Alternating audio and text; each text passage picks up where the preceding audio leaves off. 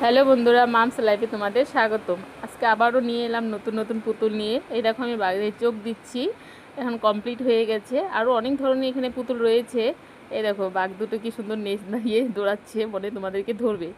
আরও দেখো এগুলো গুঁড়ো দিয়ে সব লেজগুলো বানানো কমপ্লিট হয়ে গেছে। আরও এখানে অনেক ধরনের পুতুল আছে, তোমরা সব দেখতে পাবে। এক এক করে রং হবে, এক এক করে তোমাদেরকে সবকটা দেখাবো।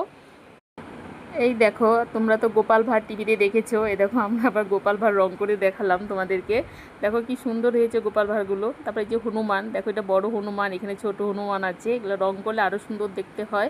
তোমাদের রং কমপ্লিট করলে আবার চেষ্টা করবো তোমাদেরকে দেখানোর। এই দেখো আমার যা, আমরা সবাই মিলে এখানে রং করছি। এখানে আমার বর সব রং টং গুলিয়ে দিচ্ছে, চোখ টোক দিবে ও।